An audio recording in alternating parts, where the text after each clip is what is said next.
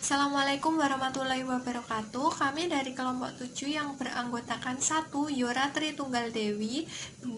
Winda Agrita Yuliani, 3. Rohma Anjaris Mayanti, 4. Ribut Sari Rahayu, 5. Ratna Permatasari, dan ke-6 saya sendiri Fatihah Ainun Saputri akan membahas tentang perekonomian 3 sektor, dan kami akan membahas subbab yaitu keseimbangan dalam perekonomian 3 sektor, kemudian multiplier dalam perekonomian 3 sektor, dan yang terakhir masalah makroekonomi dalam kebijakan fiskal. Yang akan disampaikan pertama kali yaitu keseimbangan dalam perekonomian 3 sektor. Keseimbangan dalam perekonomian 3 sektor. Uraian mengenai keseimbangan pendapatan nasional dalam perekonomian 3 sektor akan dibedakan menjadi dua keadaan, yaitu 1. Dalam perekonomian di masa sistem pajaknya adalah pajak tetap. 2. Dalam perekonomian di mana sistem pajaknya adalah pajak proporsional. Pertama, kita akan bahas pajak tetap dan keseimbangan pendapatan. 1. Keseimbangan secara angka. Dapat dilihat dalam tabel bahwa jika pendapatan nasional kurang dari 960, maka Y lebih kecil daripada AE. Hal ini berarti terjadi ekspansi dalam kegiatan ekonomi. Sebaliknya, jika pendapatan nasional lebih dari 960, maka Y lebih besar daripada AE. Hal ini akan menimbulkan kontraksi dalam kegiatan ekonomi. Ini berarti keseimbangan pendapatan terjadi jika Y sama dengan 960. Itu berakibat Y sama dengan AE. Dalam tabel juga terjadi keseimbangan bocoran suntikan. Bocoran yaitu S tambah T, S-nya 140, T-nya 40. Jadi 140 tambah 40 sama dengan 180. Kemudian suntikan yaitu I plus G. I-nya 120, G-nya 60. Maka 120 tambah 60 jadi 180. Hasilnya sama. Kemudian keseimbangan secara grafik. Gambaran secara grafik dapat dibedakan dalam dua pendekatan, yaitu pendekatan penawaran agregat, pengeluaran agregat Y sama dengan AE, dan pendekatan suntikan bocoran J sama dengan W. Dapat dilihat dalam grafik tersebut, jika grafik tersebut fungsi konsumsi C sama dengan 60 plus 0,75Y memotong garis 45 derajat pada Y sama dengan 240. Dan fungsi AE memotong garis 45 derajat pada titik E, di mana Y sama dengan 960. Dalam grafik pendekatan penawaran pengeluaran agregat yang ada di atas. Kemudian yang di bawahnya menggunakan pendekatan suntikan bocoran. Fungsi bocoran W sama dengan S plus T memotong sumbu datar pada Y sama dengan 240, dan fungsi bocoran W sama dengan S plus T tersebut juga memotong suntikan J sama dengan I plus G pada Y sama dengan 960. Kemudian keseimbangan secara aljabar. Dalam contoh angka dimisalkan C sama dengan 60 plus 0,75Y dan S sama dengan min 100 plus 0,25Y, kemudian I 120 dan G 60.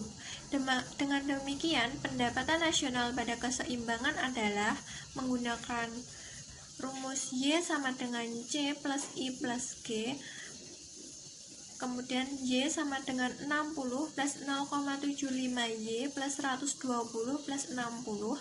Dengan menggunakan sistem aljabar akan ditemukan Y sama dengan 960. Sama halnya menghitung menggunakan pendekatan suntikan sama dengan bocoran, yaitu J sama dengan I plus G sama dengan W sama dengan S plus T.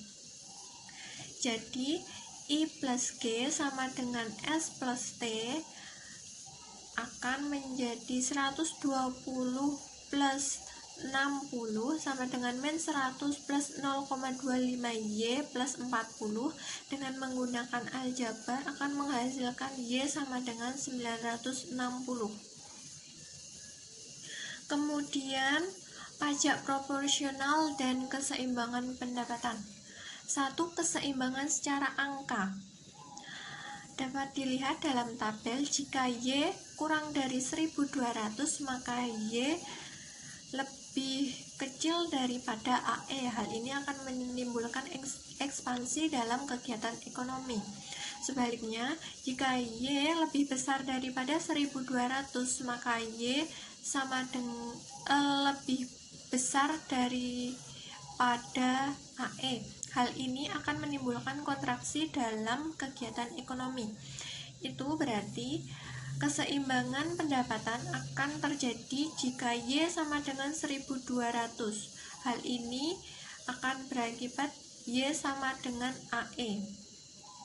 Hal ini juga terjadi pada suntikan dan bocoran. Dalam tabel ini juga terjadi keseimbangan suntikan bocoran. S plus T, S-nya 150, T-nya 240, sama dengan 390. Kemudian I plus G 150 plus 240, G-nya sama dengan 390. Jadi hasilnya sama. Baik, saya akan melanjutkan materi yang sudah disampaikan oleh rekan saya, yaitu keseimbangan secara grafik. Bisa dilihat pada halaman 175 di gambar 5.6. Terdapat gambar A dan gambar B. Nah, grafik A menunjukkan bahwa keseimbangan mengikuti pendekatan penawaran agregat. Fungsi konsumsinya adalah C sama dengan 90 plus 0,60Y, dan fungsi pembelanjaan agregat adalah AE 480 ditambah 0,60Y. Fungsi konsumsi memotong garis 45 derajat pada Y 275, yaitu ketika pada Y sama dengan C, dan fungsi pembelanjaan agregat AE memotong garis 45 derajat apabila pendapatan nasional mencapai keseimbangan, yaitu Y sama dengan 1200. Lalu grafik B dalam gambar di halaman selanjutnya, yaitu masih di halaman 175, menunjukkan keseimbangan mengikut pendekatan suntikan bocoran. Fungsi suntikan adalah I ditambah G, yaitu sejumlah 390, dan fungsi bocoran S ditambah T, yaitu minus 90 ditambah 0,40Y.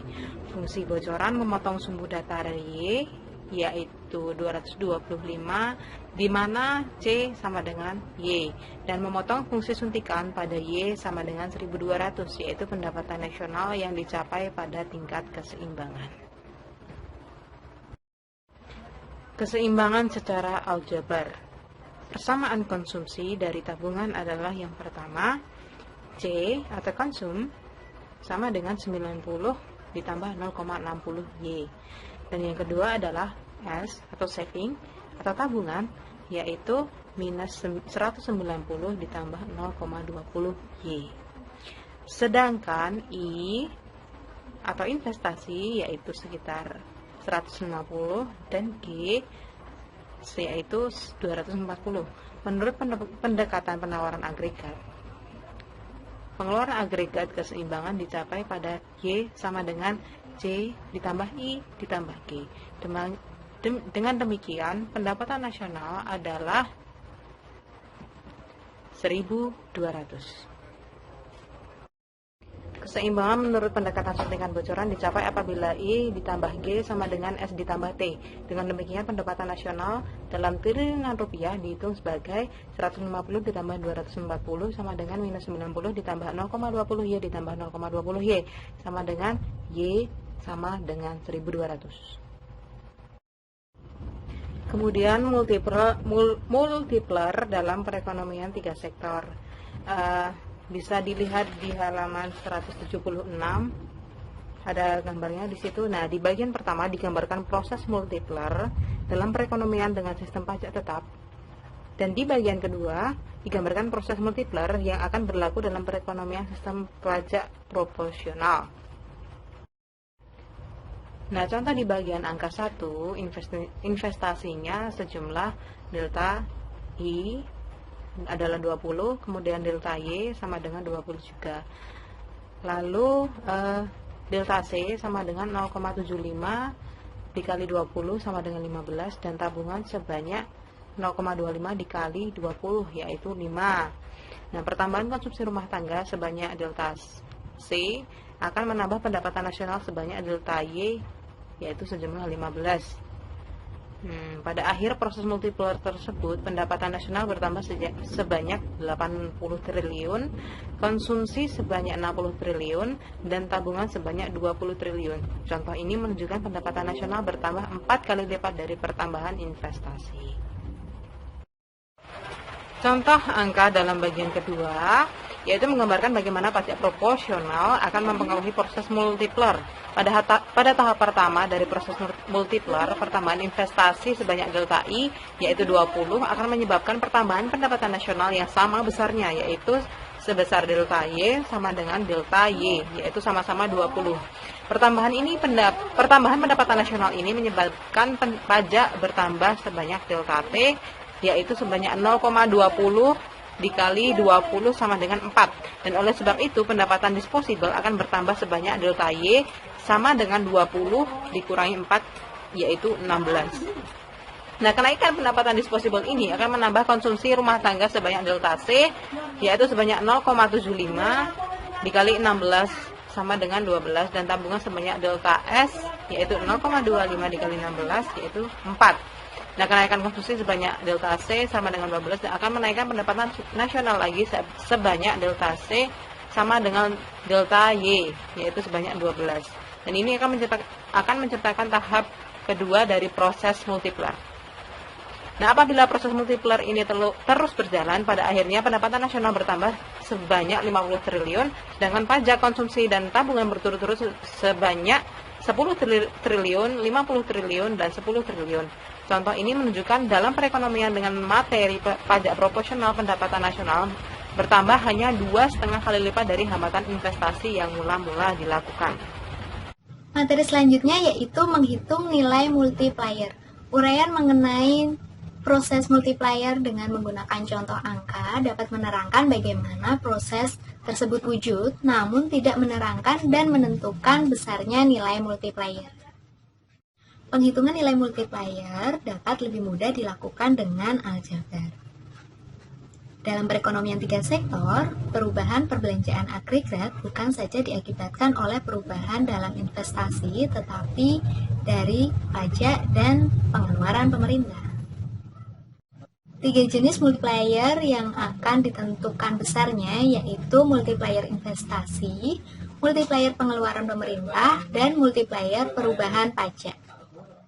Penghitungan nilai multiplier akan menggunakan pemisalan-pemisalan bawah ini. Yang pertama adalah fungsi konsumsi C sama dengan A plus BYD. Kemudian, dua bentuk sistem pajak, yaitu yang pertama adalah sistem pajak tetap menggunakan rumus T sama dengan TX, dan sistem pajak proporsional menggunakan rumus T sama dengan TY. Kemudian, fungsi investasi yaitu I dan fungsi pengeluaran pemerintah adalah G. Multiplier investasi dimisalkan nilai investasi I1 dan besar pertambahannya adalah delta I. Yang pertama yaitu sistem pajak tetap. Pertambahan investasi sebesar delta I akan menambah pendapatan nasional dari Y sama dengan 1/1 dikurangi B dikalikan dengan A dikurangi BTX ditambah I ditambah G menjadi Y1 sama dengan 1/1 dikurangi B dikalikan dengan A dikurangi BTX ditambah I ditambah delta I ditambah G. Dengan demikian, proses multiplier menambah pendapatan nasional dengan dinyatakan persamaan berikut. Delta Y sama dengan Y1 dikurangi Y sama dengan 1/1 dikurangi B dikalikan dengan delta I.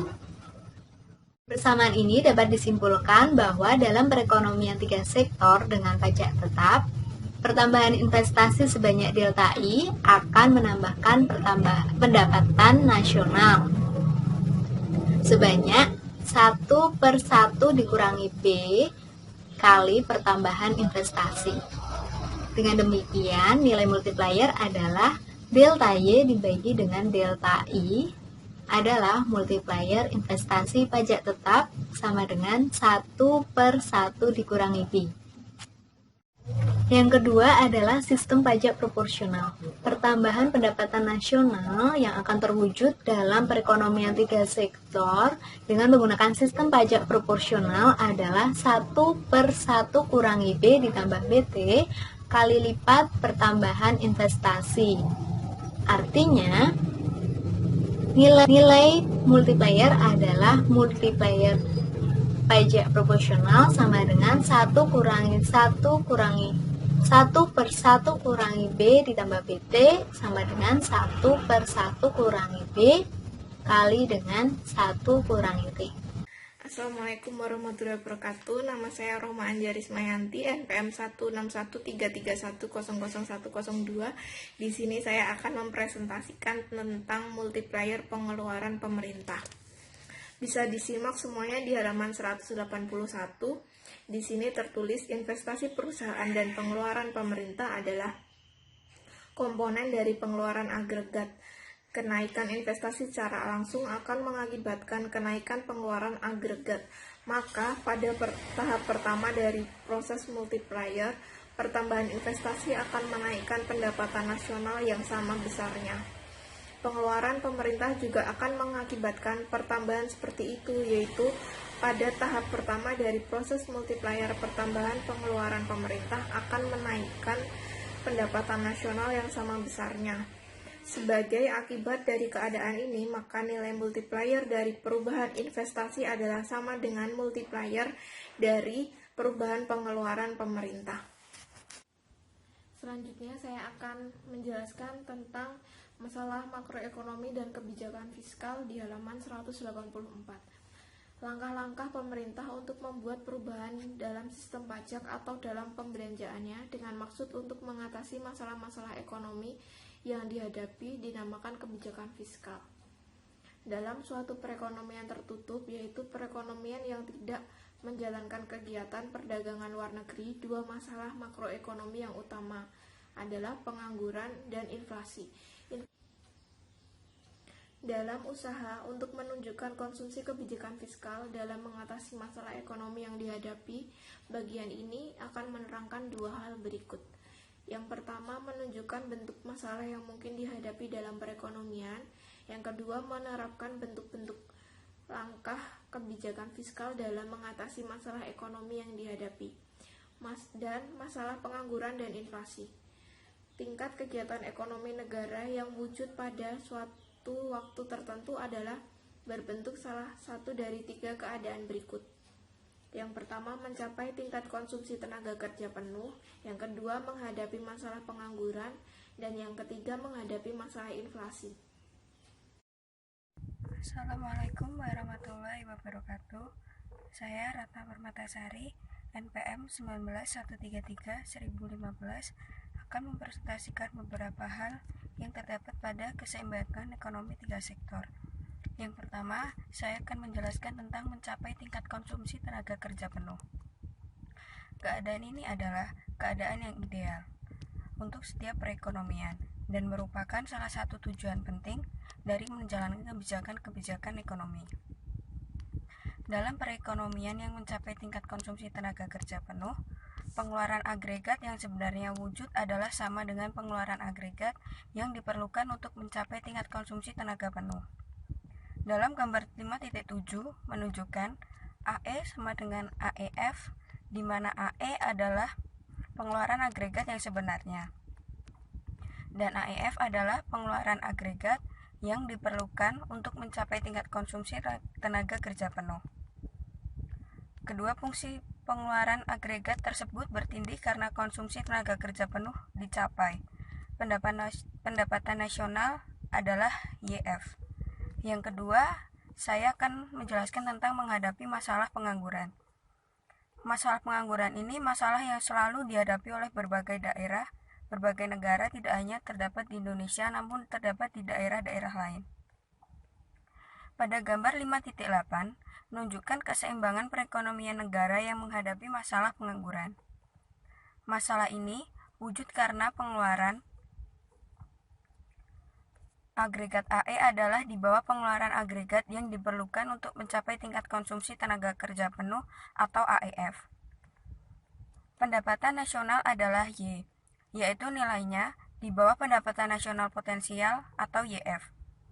Garis AB dinamakan jurang deflasi. Jurang deflasi adalah kekurangan perbelanjaan agregat yang diperlukan untuk mencapai konsumsi tenaga kerja penuh. Selanjutnya, saya akan menjelaskan tentang menghadapi masalah inflasi. Pada gambar 5.8 menunjukkan tingkat kegiatan ekonomi yang melebihi tingkat konsumsi tenaga kerja penuh dan berlaku inflasi.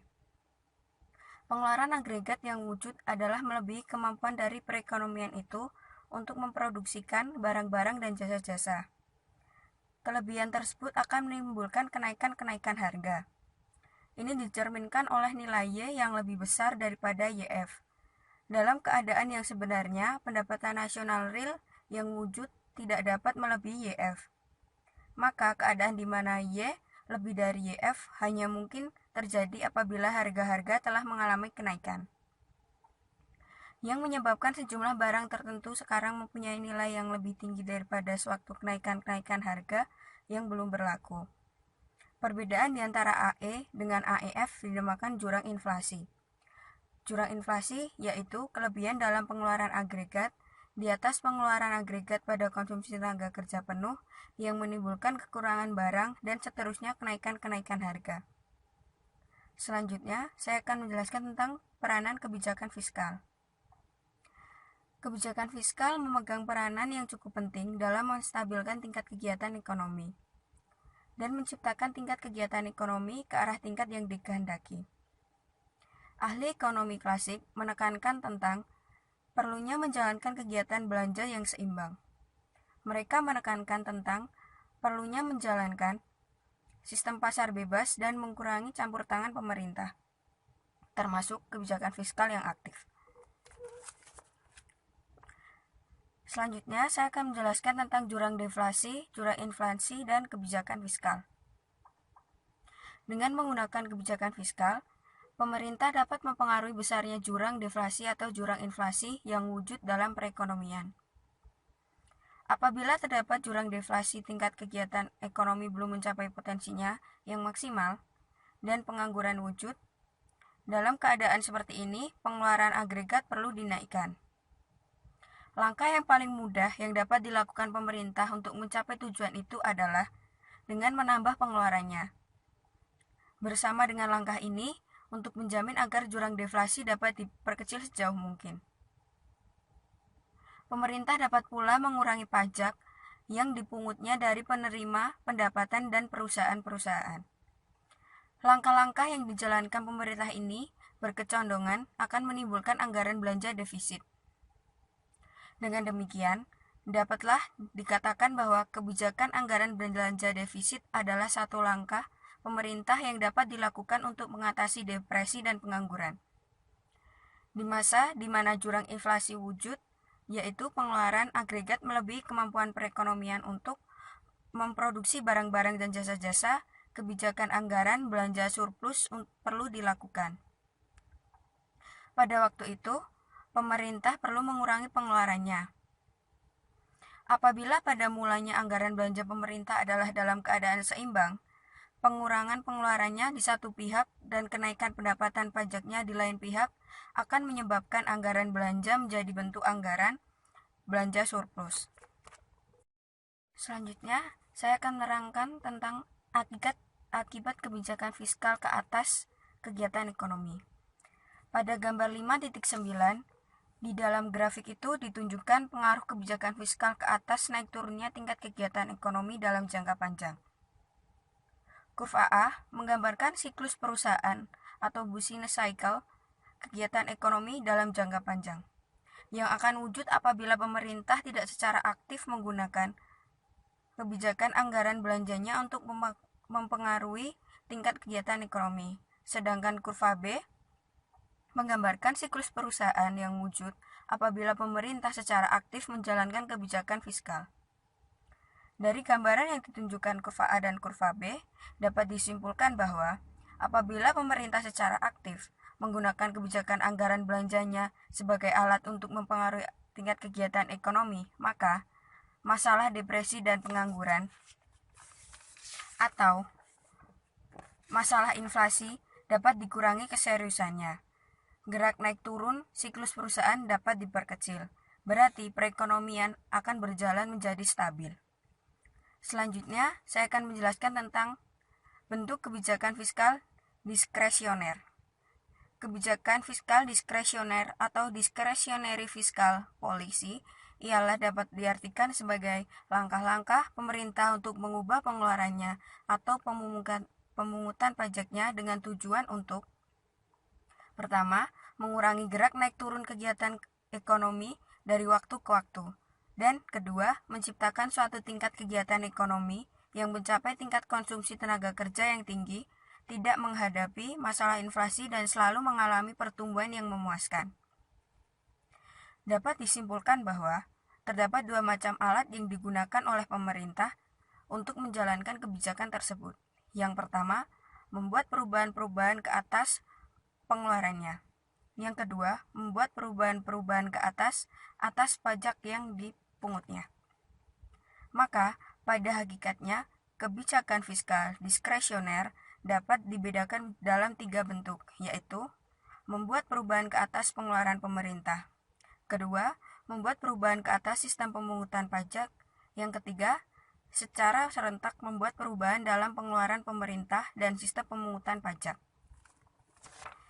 Di dalam masa perekonomian berada di bawah tingkat konsumsi tenaga kerja penuh dan pengangguran adalah cukup tinggi tingkatnya, pemerintah haruslah untuk meninggikan tingkat kegiatan ekonomi dan mengurangi pengangguran dengan melakukan langkah-langkah yang akan menaikkan pengeluaran agregat. Untuk mencapai tujuan ini, pemerintah dapat memilih salah satu dari beberapa perubahan.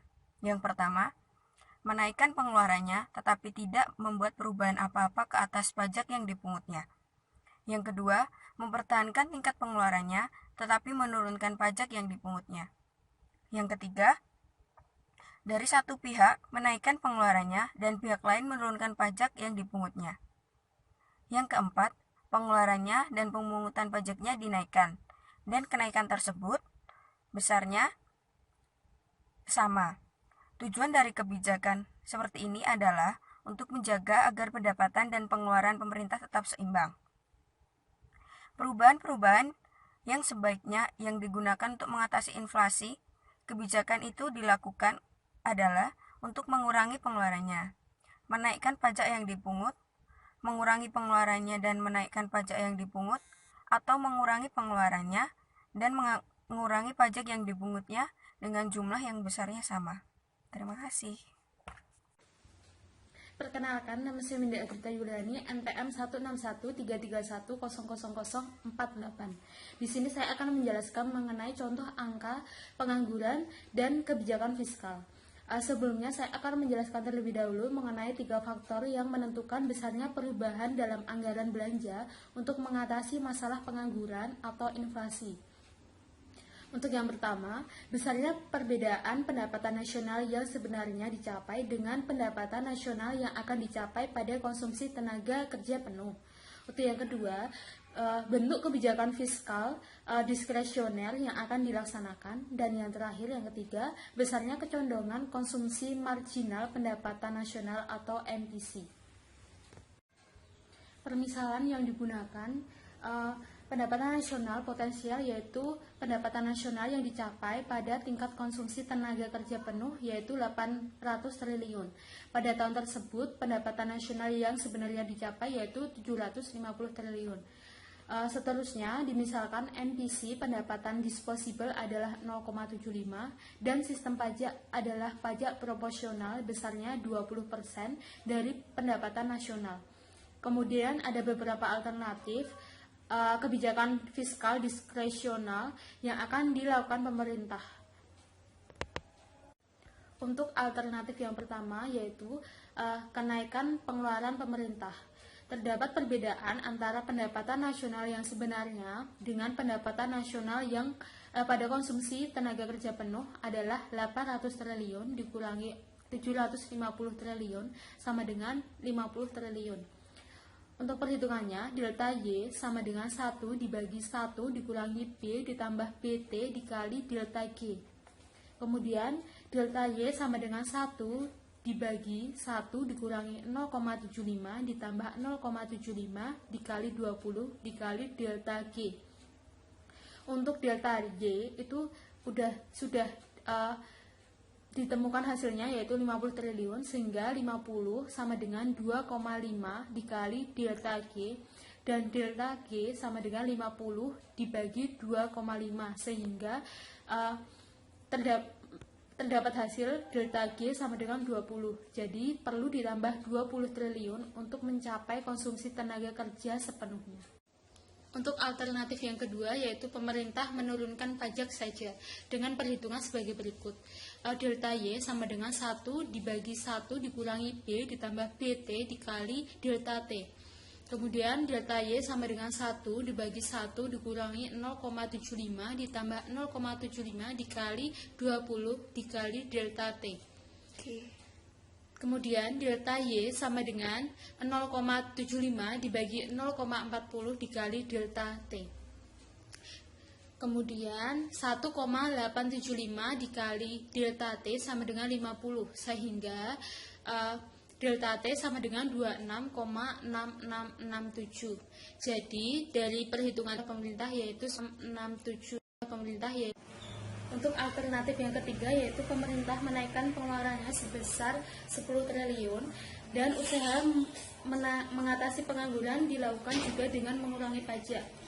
Untuk yang pertama, itu pemerintah itu kan menaikkan pengeluaran sebesar 10 triliun dan usaha mengatasi pengangguran dilakukan juga dengan mengurangi pajak. Dengan perhitungan yaitu delta Y sama dengan 1 dibagi 1 min 0,75 ditambah 0,75 dikali 0,20 dikali delta G. Kemudian delta Y sama dengan 2,5 dikali 10 dan ditemukan yaitu delta Y sama dengan 25.